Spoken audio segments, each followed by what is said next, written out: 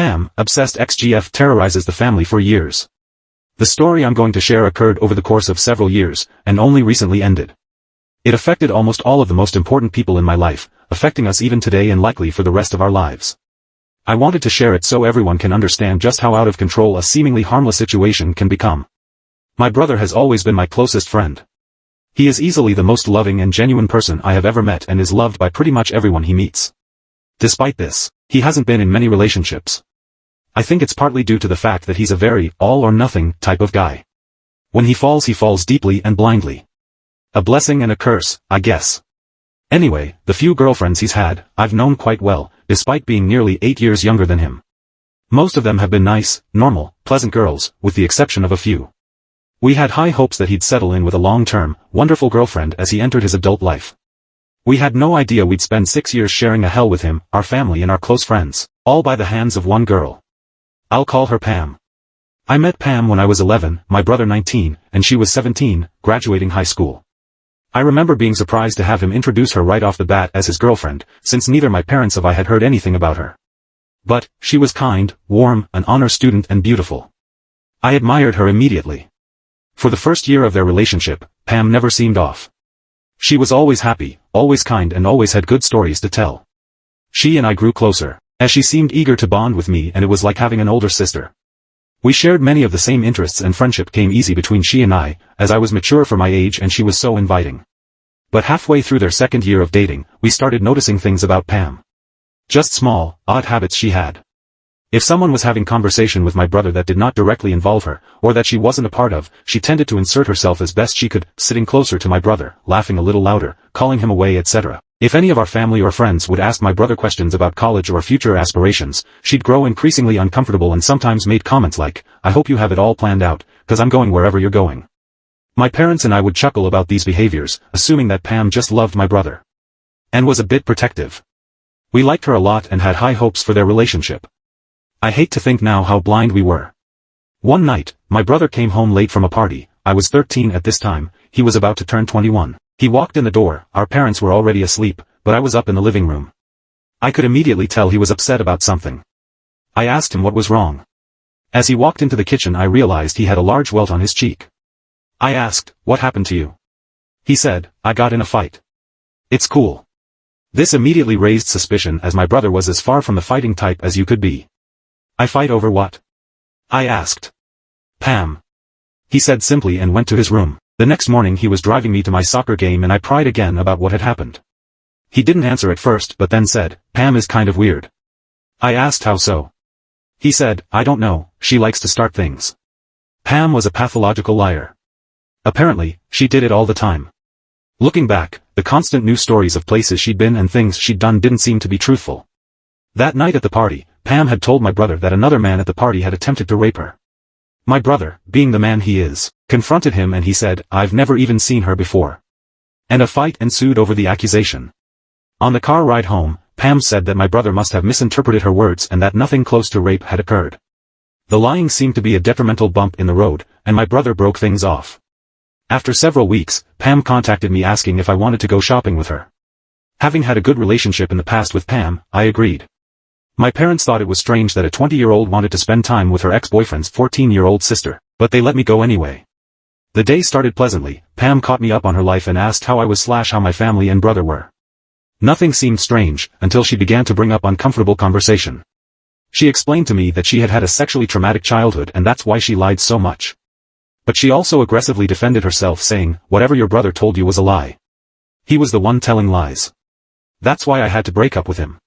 She seemed to jerk around the conversation from normal to deeply personal and strange topics. She explained in detail a lesbian experience she had had after ending her relationship with my brother and told me that I should try it, when I came of age of course. I became increasingly uncomfortable with the conversation. She noticed and immediately apologized, saying that she really liked being my friend and that she loved my brother and that's why she was acting so crazy. I told her I liked being her friend too and that I understood her feelings. This was a mistake. This is when the phone calls began. It started with just one. She called me a week after we had hung out at 10 p.m. She was sobbing and saying that she was so sad without my brother and that she needed to get him back. Then they happened nightly, later and later each time. I'd be dead asleep at 2 a.m. and receive a sobbing, hysterical and desperate phone call. I felt so much pity for her that I continued to answer. One call was different than the other though. She wasn't hysterical, she wasn't crying. I picked up the phone at 1:30 in the morning and heard a level-voiced, monotone Pam. She said one sentence, "Tell your brother I'm going to slit my fucking throat tonight." And then she hung up. I felt numb. I had never experienced that before, no one I knew had ever behaved that way. I texted her over and over again asking if she was okay and telling her to not do anything. I panicked, I thought I had done something wrong and that since she told me I would be responsible in some way. The next day, I told my brother what had happened and he said he'd go to her house to check on her. A week later Pam arrived at my house, arm in arm with my brother. They had gotten back together and seemed as if nothing had happened. She smiled at me and never once mentioned the phone calls she had made to me. The next month is when things escalated again. I came home from school to my entire family sitting in the living room. They told me to sit down, I thought someone had died. My mother told me, "Your brother let us know how you're feeling." I had no idea what they were talking about. Feeling? I asked. My brother looked at me with pity in his eyes. "Pam told me that she wasn't the one who called you, you called her, and you're the one who wasn't feeling well." What the F? No, that's not what happened. She called me every night for 2 weeks crying and saying she wanted you back. That's not what she said that you called her with your problems and that she wasn't sure what to do. I was immediately angry that her lies were continuing and that my own family believed them enough to stage an intervention. I showed them the text messages she'd sent me, played them voice messages and showed my call history. That put an end to that lie. After that I wanted nothing to do with her. My brother broke up with her again. She called him hundreds of times and sent hundreds of messages. She showed up at our house a few times with baked goods, wanting to apologize, but we ignored her. Eventually, she left us alone and we didn't hear from her for almost a year. On my last day of class before winter break during my sophomore year, I walked out of school and was met by an incredibly unwelcome surprise. This is where things got scary. Pam was pacing in the front of the school, biting her fingernails and scratching her head. Her face looked sunken in and she had bags under her eyes. I almost didn't recognize her. I began to cut across the front lawn with my friend, Liz, to avoid her, but she saw me and walked as fast as she could in my direction. She outreached her arms for a hug, but I stopped. The first thing she said was, "You're mad at me?" I asked her what she was doing there and she laughed quietly. "I wanted to apologize for whatever your brother told you. I'm sick, Oz." She used a nickname only my brother called me. "I know. Please don't talk to me anymore." I started away, knowing my brother was parked waiting for me around the corner. Pam reached out and grabbed my shoulder as I did. I quickly pulled away and said, "I'm serious. Leave us alone, I think you need some help, Pam." She immediately began to cry, but I turned away and left. My brother pulled into the front parking lot of the school and opened his car door for me. "Is that Pam?" He looked through his front mirror. "Yeah, I don't know what she's on, but she's crazy." That night, at around 1 a.m., there was a knock at our door. My dad went to it and looked through the peephole. He said, surprised, what the F, I think it's Pam." "Don't open it, I think she's doing drugs." My brother said. My mom wanted to call the police, but my brother and my dad said we should just wait until she went away. A few moments later she rapped on the door harder and more violently. We heard her wailing and yelling, "I hear you, fucking let me in." As she cried. "She has a baseball bat or something," my brother said, coming from his room where he'd looked out the window. I looked from the den window. She looked like something out of a horror movie. She was wearing a grubby dress, barefooted. Her hair had been cut to above her shoulders and was in a wild, halfway in a bun, halfway out mess. She had wiped her makeup down her face like a ghoulish movie character. She looked even thinner than she did in daylight and she swung a metal baseball bat around as she stumbled about our yard. "I'm calling the police, she must be drunk," my mother said. "No, it's fine. She's just giving a show, she'll leave." We didn't know people actually behaved like this. It was all eerily entertaining for a moment, like watching a true crime show. But just as she had been manically stumbling around, she stopped. She stood still, staring vacantly up towards the upstairs bedrooms, tilting her head side to side, up and down and licking her lips. "What is she on, heroin or something?" my dad asked. Pam began to shift back and forth between laughing and yelling and crying. We all sat down as my brother tried her phone and her mom's phone to try and get her to leave. We sat there and listened to the frightening, animalistic sounds of her outside. But then they stopped. We checked the windows and she was gone. We all sat in silence for a moment, taking in the strange encounter. My father just chuckled and shook his head, my mother shook hers, pitying the girl for being so disturbed. But I was frightened. No one, except perhaps my brother, had seen just how quickly her demeanor, her mental state unraveled. From overprotective nature, to small lies, to pathological lies, to full-blown manic outbreaks. But this was her worst and we didn't expect anything more to come of it, that she'd fade away from our lives since now she knew we weren't giving in to her desperation. But in the next 2 years, we learned how wrong we were. Part 2. Part 2 begins at the beginning of my junior year of high school. After the wintertime incident at our house, Pam stopped coming around. She was still very present, however. Every member of my family endured daily text messages and phone calls. They ranged from apologetic and stable, to incredibly distraught or outraged, cursing and making threats. I remember wanting to sleep with the lights on for several months after the incident, afraid that she'd climb the fence of our backyard and I'd find her standing at my window with the same vacant, crazed look she had that night in our front yard. All 4 of us eventually decided to have our phone numbers changed and block her from our devices and social media accounts. She still had our home phone number, however. Pam left some of the most frightening and haunting messages I'd ever heard. I can remember standing in my kitchen with my family, my brother playing the messages back for us. One stood out. It showed us just how unstable and potentially dangerous she was. My parents and I had returned from an early morning indoor soccer game in February of 2015. My brother asked us to come into the kitchen because we had to hear the new crazy Pam had become. The first message was about 30 seconds long and received at 12:30 a.m. the night before.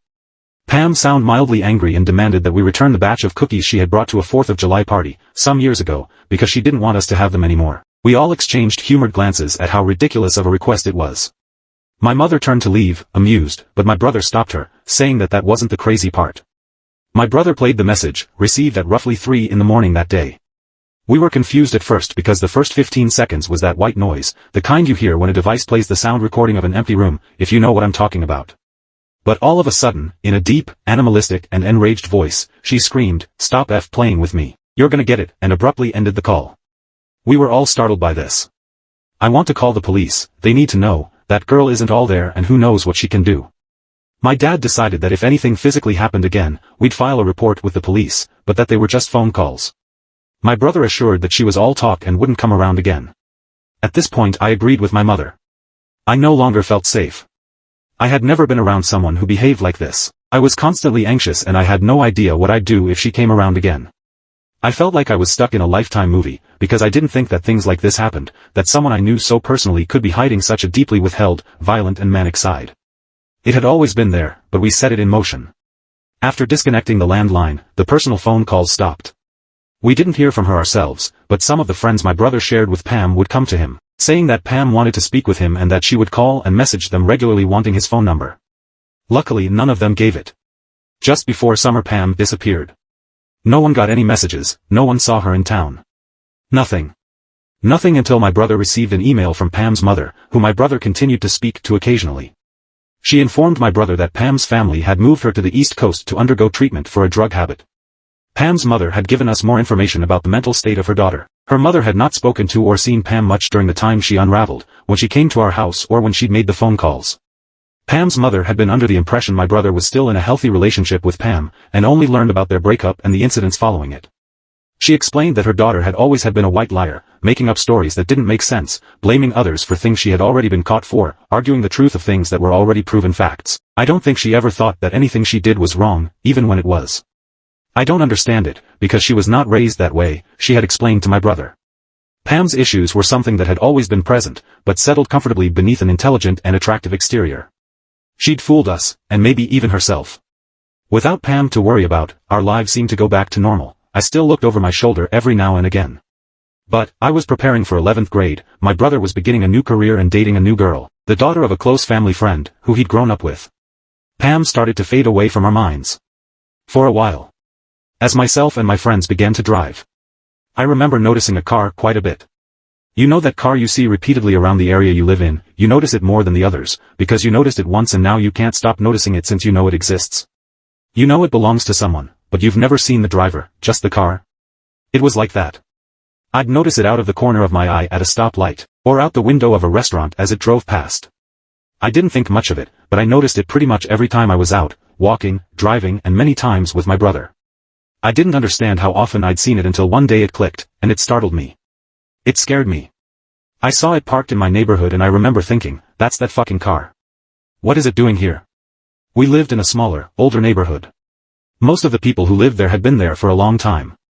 We knew a lot of the neighbors and houses were pretty much never on the market. New people showed up maybe once every 5 or so years, and when they did, most people knew about it. So an out-of-place, but oddly familiar car came as a huge surprise to me. I pointed it out to my brother, who had been in the car with me at the time. He said, "Oh yeah, I've seen it a few times." I didn't feel right about it, but I assumed I was being paranoid. A few months later, I was well into school, had a job and was too busy to let myself worry. Even though I did. One day at work, I was wiping down tables in the front of the restaurant, as it was a pretty slow day, only a few people in the store. I remember seeing someone standing outside the front doors, just barely visible out the window. I was busy and assumed they were deciding where to have lunch, as another restaurant was directly next to ours and people did this often. They weren't there anymore and I assumed they'd gone next door. I went out to clear dishes off the front patio and clean up and I saw them walking away from the store, down the strip of businesses in the plaza. Back inside as I worked, I noticed the same person walked back and forth several more times. I was wary at this point as the person seemed to linger for about an hour. I didn't think anything of it afterwards though. I was a theater student and had to take some time off for a play I was in. Come opening night, I was so burnt out, I didn't notice anything, even if it was out of the ordinary. My family came opening night, the 4th show and closing night. Leaving with my family from the 4th show is when I snapped back into my anxiety-ridden reality. That car was in the parking lot. It was parked a few rows away from my parents' car. I had never seen it at my school before and I knew it didn't belong to any of my castmates. "What does Pam drive?" I asked my brother. "Pam? I don't know, why? That stupid car, it freaks me out. It's like, everywhere we are." A few days later, I had an answer. At closing night of my show, I went out into the lobby of the theater to greet everyone when we finished. I hugged my parents and my brother, but I noticed that they all looked distraught. My brother was visibly upset and my parents were trying to make conversation, the way they do to avoid something. "What happened?" I asked. Pam. She was here." I sort of felt the color run out of my face. I didn't know how much what Pam had done had frightened me until then. "Did she leave?" "I don't know," my brother said, "don't worry about it." I went and got my things and remembered how strangely violated I felt. That Pam had watched me for the past 2 hours without me knowing she was in the same state, let alone the same building. I decided to go home straight away. We left the building and there she was. She was looking at her phone, standing at the mouth of one of the hallways in front of the theater.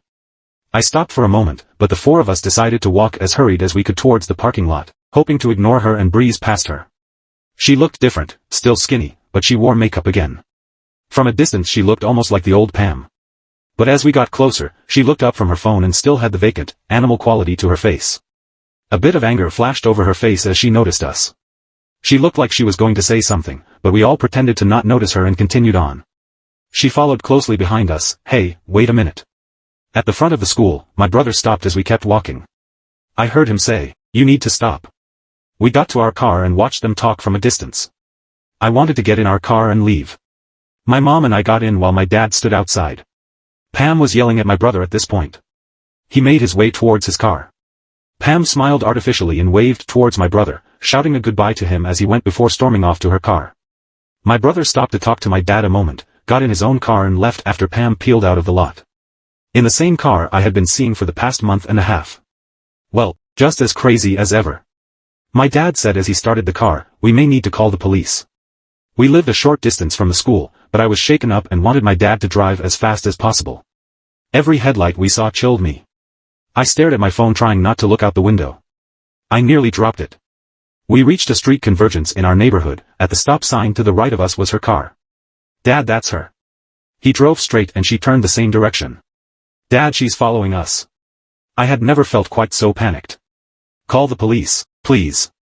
My dad said to my mother, his voice as level as ever. I stared out the back window, ducking low in my seat. My dad turned down another street and she followed again. "I'm gonna go in a circle, to see if she follows us, okay?" my dad said. I was crying at this point as I came to a realization. For 4 more turns, my mom spoke to a 911 operator, unable to accurately name streets. As they were not lit and it was pitch black outside. I laid across the back seat listening to my parents yell at each other, frustrated and I'm sure frightened, and my dad curse as she continued to follow more closely. The car was flooded with light as she turned on her brights, the grill of her car almost touching our bumper. My dad turned to mirror away to keep the light out of his eyes and sped the car up. Eventually the light was gone and I could no longer hear the drone of her engine behind us. She was gone. We got home 10 minutes later and turned every light in our house on. My dad checked every closet in our back and side yards, carrying his gun with him. She's been watching me and my brother. I was almost hysterical in my realization. For the past month, Pam had been stalking both my brother and I, seeing that car had not been a coincidence. She knew what we were both doing. She came to my school function. On both nights my family was there, maybe all 3 nights. She knew where I was. She had followed me all over town. She'd been around our neighborhood and had been her lurking around my workplace. All of a sudden the threats became real. Pam was no longer afraid of crossing boundaries, if she ever had been. We were now in the middle of a full-blown nightmare. My family was no longer safe. She had gone away to cure one disease, but returned having fed and grown another. She was our personal terrorist with the power to single-handedly pull our everyday lives apart. And she had already begun to do just that. What may seem like the plot of a bad horror movie, the psychotic ex-girlfriend wreaking havoc became our reality times 10. I cannot express to you how terrible it is to be kept awake by something you cannot see, but you know exists and is waiting for you when you get out of bed. I never expected a human being could terrify me more than any horrible monster or boogeyman. Those things don't exist. I'm sharing this ordeal to help others understand warning signs and pressure those who see them to take action to protect themselves. Despite the terror of that night, this was only halfway year 5 of 6. And things would continue to approach a boiling point. Part 3. This will be the final posting of my Pam story. It will follow the final year and a half of my 6-year struggle with a mentally unstable individual. My family, though strong, is still recovering. After we told my brother about what Pam had done the night after my show, he finally began to confide in me the details of his relationship with Pam. She had come to his high school as a sophomore during his senior year. She immediately caught the attention of my brother and his friends, as she was beautiful and expected to be reserved as a new student. However, my brother recalled his female friends saying she was aggressive in trying to make friends, and liked to talk about how her family had moved here from an affluent community in Texas, so elite that it didn't have a name. Many of his friends also had gotten strange vibes from her and pinned her as a weird, snobby girl right away. My brother met her again a few years later when she came into where he was working at the time, and said how she had seemed to mature vastly. He took her on one date and almost immediately she wanted to officiate their relationship. He thought it was a bit forward, but didn't hesitate because she impressed him with her elegant way of speaking, kind words and pretty face. However, he noticed red flags only a few weeks into their relationship. Pam was very insecure, constantly asking my brother if he still had feelings for her, if he was angry with her and if he thought she was attractive enough. Eventually this insecurity took a different shape. Pam would send my brother unsolicited nude pictures of herself in the middle of the day attached to messages asking if he still liked the way her body looked. If my brother went a period of time in their conversations without calling her beautiful or telling her how nice she looked, Pam would point this out. If he protested in any way she'd become emotional and claim he didn't love her anymore. This behavior mellowed until the end of the 2nd year of their relationship. This is when the narcissism became apparent. Pam would often talk lowly of my brother's previous girlfriends and female friends, boasting about how much more attractive she was than them. Pam refused to attend several of the events my brother asked her to go to, like my birthday dinner or our aunt's funeral, because she wouldn't know anyone and would have no one to talk to. She also enjoyed referring to herself as a princess and wanting to constantly be doted upon. She often argued with my brother about him spending time with his friends without her because she didn't understand why he wanted to be around anyone but her. She was 100% convinced she would one day be a celebrity and marry my brother. At this point I was in disbelief that my brother, a smart, kind and good-looking man, was wasting any more of his time with a girl who behaved like that. However, any time my brother hinted at wanting to end the relationship, Pam would fly off the handle, becoming belligerent and promising to kill herself. My brother was trapped by the fear of her harming herself. He'd often think that she was simply bluffing and wouldn't actually do anything, but one day he discovered several bottles of prescription pills in Pam's home. He asked her about them and she told him that they were antidepressants prescribed to her after the death of her brother, a brother who he later found out never existed. Eventually Pam began to become angry when my brother would want to spend time with his family without her around. He also told me that Pam fixated a lot of that anger on me. Once she proceeded to refer to me as a slut and made comments and theories about how my mother must have had an affair of which I was the product, because I was so ugly and my brother was not, so my brother decided it was time to end it no matter what. This information troubled me, as all of her actions following that, asking me to spend time with her, she wanting to be my friend, showing up at my school and the phone calls, seemed heinous, ill-intended and even more psychotic than they had been at the time.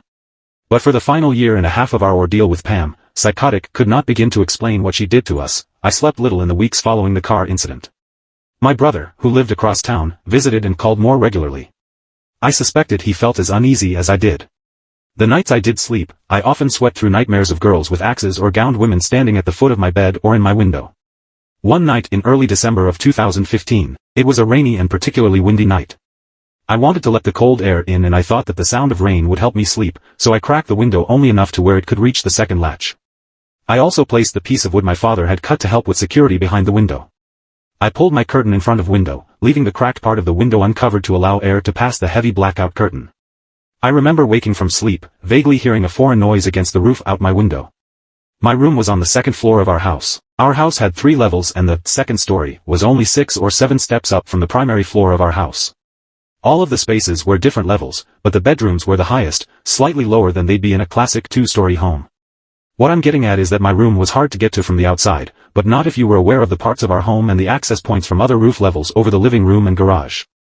I shook the noise off, as it was storming and I thought maybe some leaves or branches were moving around. I turned over to face the wall opposite my window. Not even a second later my room was illuminated by a surge of white light. I shot up in bed. I was momentarily paralyzed with horror. Every one of my limbs felt as if they were floating as I tried to make sense of what had happened. Then, again, myself and every item in my room became a black silhouette as another flash filled the space. I threw the blankets off of me and ran as fast as I could down the hallway. I was screaming so loud I surprised myself. I ran into my dad as he threw open his bedroom door. He was panicked and held me by my shoulders in the doorway to their bedroom and yelled at me to tell him what was wrong. Someone was taking pictures of me through my window. The roof and house was checked and they, of course, found nothing and no one. My mother sat up with me and asked every basic question a parent asks, "Were you dreaming? Are you sure it wasn't lightning?" There was no thunder and I was sure that there had not been at the time it happened. The flashes did not have the same hue as lightning did. I had taken enough cell phone pictures in my life to identify the flash of a camera. I don't know if they believed me then, but I would eventually have proof that would astonish them. My brother adopted Ike in January of 2016. Ike was a 2-month-old Chesapeake Bay Retriever with 1 gold eye and 1 green eye. He had a very distinct white marking on his chest that looked like an hourglass and a white sock on his front left paw. Ike was the love of my brother's life, aside from his now fiancée, Kara. Ike would end our torture just 3 months later, the holidays and my brother's engagement to Kara, who was amazing. Beautiful and whose family we had known all our lives, had lifted my family's spirits immensely. My brother was starting his family, almost done with the police academy and seemed untouchable by any memory of Pam. We felt optimistic for the first time in a long time. Pam hadn't been around, to our knowing, in several weeks, all was normal and things were looking up. But that, again, didn't last. A month or so after bringing him home, after letting him into the backyard for a few minutes by himself, Kara told us that Ike had escaped from the yard. She panicked and ran around the neighborhood looking for him. She got in her car, called me upset, and drove around the block looking for him. She picked me up and I helped her look in the creek area behind where my brother's house was. We couldn't find him. However, when we arrived back at my brother's house, Ike was sitting on the front porch. We were relieved as he was unharmed and seemed to be as happy as ever, despite missing his collar. I helped Kara check the yard for ways he could have gotten out. We both decided he must have shimmied through a small gap in the gate on the side yard. I couldn't help being confused to find no grass or burrs in his fur. We thought nothing of it. A few weeks later, both my brother and Kara were going on a weekend trip with some friends and I offered to take care of Ike. They dropped him off on the Friday before the 3-day weekend. Ike was happy to play with our older lab, Des. The second night he was with us, I was out with friends and my dad had let both the dogs into the yard at around 8 p.m. He sat in his chair in the living room watching a show with my mom. They say they remember hearing Des barking because he yelled for him to be quiet. But they assumed the puppy was riling him up. A few minutes later Des came to the door to be let in. He ran inside and barked at my dad. My dad was confused, as our dog was not a regular barker. He called for Ike but he didn't come. My dad went out and looked around in the bushes and still did not find him. He became concerned and hurried into the house to get a light. He checked the swimming pool and still did not find him. My mother joined him and they both scoured the large yard but did not find him. When I got home, they had just finished searching the front and side yards. I told them that he had escaped once before, so we decided to take the car to look for him. As we drove around yelling for him, attracting the help of a few neighbors, I thought how strange it was that such a well-behaved puppy had suddenly become a master escape artist in the past 3 or so weeks.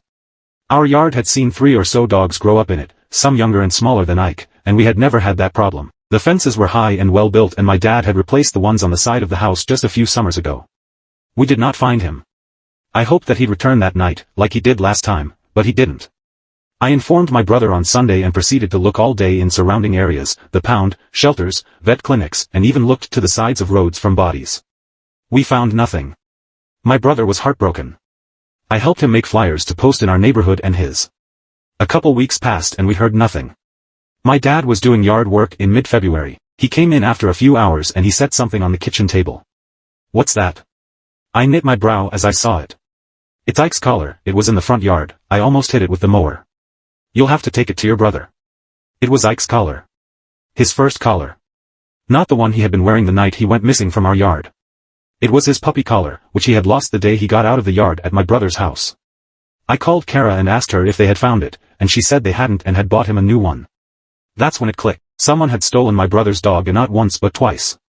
I told my brother, Kara, and my parents my theory, and it was not a difficult one for them to understand. It had to be connected to everything else. Right when we thought she was out of our lives, we decided to take it to the police to add to our case file on Pam. I also told them about the night I had been photographed from my window. The police, like many times before, told us they could not do anything, as there was no proof she had done any of these things. Frustrated, defeated and frightened again. But a few short weeks later, in April of 2016, new developments would finally end it all. By complete, God-sent coincidence, Kara was with her mother in a small town 45 minutes away from ours. We were planning for my 17th birthday that month, and so preoccupied we almost put Pam and the fact that she undoubtedly had been watching us for months and had stolen, probably killed, my brother's puppy and thrown his collar in our front yard to help us connect the dots and give her credit for the crime. However, while Kara window shopped in the center of the town, she and her mother noticed a car parked on the street. A car with a puppy in it. It was a bit warm out, so they walked to the window and peeked in at the animal. Kara immediately recognized him by his eyes and the marking on his chest, and the fact that he began crying as soon as she called his name and he saw her. She phoned the police, phoned my brother, and sat on the back trunk of the car. The police arrived as the owner of the car came back to it. The girl was immediately upset by the presence of the police and Kara's angry accusations. The girl was not Pam, and she became rather helpful. The girl said that she had purchased the dog only a few days ago from an ad online.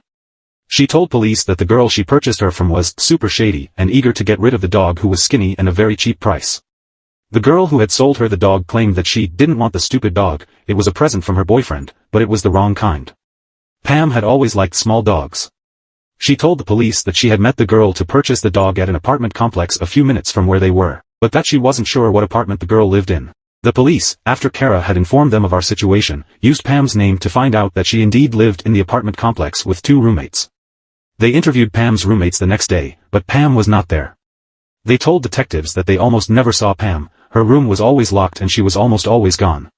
She didn't have a job, though she claimed to have one, and her mother was there a lot checking up on her and dropping off her rent to them. However, when they did speak to her, she talked a lot about her past relationship and switched between how much she loved him and his family to how they all deserved to die and were going to hell. With the information given by the girl who had purchased Ike and by Pam's roommates, the police finally had sufficient evidence to search Pam's apartment. I don't know much about what they found, but what I do know horrified my family and horrified me. On Pam's computer they found hundreds upon hundreds of pictures of my brother, my parents, Kara, and of me. Our cars, our houses, my school, my brother's school, of Ike. Pictures taken through our windows at night. Picture of us sleeping. Photos taken from our social media of vacations, the picture of my brother's proposal to Kara, she had even doctored herself into some of them. She still had pictures of her and my brother and her with my family up around her room. She had kept Ike in her closet for weeks on a towel and with just water and little food. In her search history they found everything from rape fantasy and other violent pornography to weapon research. The police now had sufficient evidence to arrest Pam. Pam had been obsessively stalking my family for more than 2 years. She had stalked us from her car, following us around town. It had been her snapping photos of me from the roof outside my window. She had watched my brother drop Ike off at our house. She had documented her opinions of us, our habits and her plans in a journal which we will not get to see until the case is taken to trial next month. My brother, myself, my father, the girl we found Ike with, Pam's roommates, several of my brother's friends and Pam's mother will testify against her. It will be the first face-to-face interaction any of us will have had with her in many months, and I am terrified. And I'm angry. I'm angry that an evil, narcissistic, malevolent, psychotic parasite like her had latched onto my brother, onto my family and single-handedly stripped us of our security, our sanity and our trust. Every creak, every bump, every unknown face and every vehicle following too closely will send me into a tailspin of dread, and I'll see her again, standing in my front yard in her dress and looking up to the sky with a vacant, animalistic gaze. My life became a real horror story. Not because of a haunted house or because of an axe-wielding murderer, but because of a sick girl with a broken mind and a fixation on something unobtainable. I'm 17 years old and I've experienced an ordeal most will read and think is a sad attempt at a thrilling fiction post. My family is healing, I'm healing, and she did not break us. I hope that this story helps anyone who has gone through something similar feel not so alone. I hope that those of you who read this and think of someone who shows the same warning signs as Pam did, are now prepared to take action to protect yourselves. Don't wait until things get as bad as they got for me. Be aware of the power of mental instability and the danger behind it. As our trial happens and we learn more, I may update this posting with more information.